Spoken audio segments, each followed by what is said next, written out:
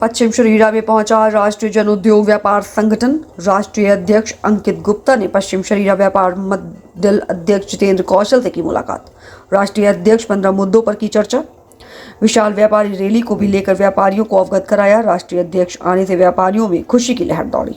इस मौके पर पश्चिमी शरीरा व्यापारियों द्वारा राष्ट्रीय अध्यक्ष के स्वागत कर जय व्यापार जय व्यापारी का नारा भी लगाया। राष्ट्रीय जन उद्योग व्यापार संगठन के द्वारा 18 फरवरी को 22 सूत्री मांग पत्र को लेकर एक विशाल व्यापारी रैली का आयोजन किया गया, जिसमें मुख्य रूप से मांग है कि जिस तरह से देश में बड़े बड़े उद्योगों के लिए उद्योग मंत्रालय बने हैं, विदेश के लिए विदेश मंत्रालय बना है, कृषि के लिए कृषि मंत्रालय बना है, तो देश में जो आज 11 करोड़ खुदरा व्यापारी है, उसके लिए भी अलग से खुदरा व्यापार मंत्रालय का गठन किया जा रहा है। सरकार से मांग है कि ई कॉमर्स से आज देश का रिटेल ट्रेड समाप्त होता जा रहा है। उस रिटेल ट्रेड को बचाने के लिए जब रिटेल ट्रेड बचेगा तो ये देश बचेगा, प्रदेश बचेगा, और ट्रेड बचता है तो व्यापार बचता है, जब व्यापार बचता है तो रोजगार बचता है। आज व्यापार खत्म हो रहा है तो रोजगार खत्म हो रहा है। आज इस देश की मांग है व्यापार बचे, रोजगार बचे। जब रोजगार बचेगा तो अपने आप प्रदेश और देश तरक्की करेगा।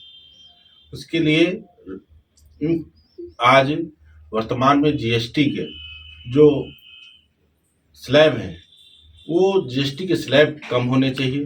वर्तमान में 3% गोल्ड में, 5%, 18%, 12%, 28%।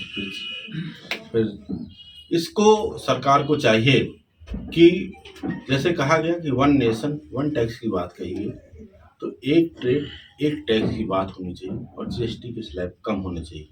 इन सब विषयों को लेकर व्यापारी सम्मेलन का आयोजन किया गया है। 18 फरवरी को पूरे समूह के रूप में यहाँ से व्यापारी लोग पहुंचे, उसका आग्रह किया।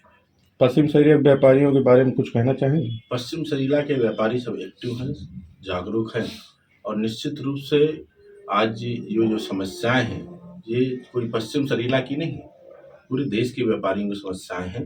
इन समस्याओं पे सभी लोग रूबरू हैं और सभी लोग सहमत हैं, और इस आवाज को मुखरित करने के लिए लखनऊ पहुंचेंगे। आज केंद्रीय बजट पास हुआ, उसमें व्यापारियों के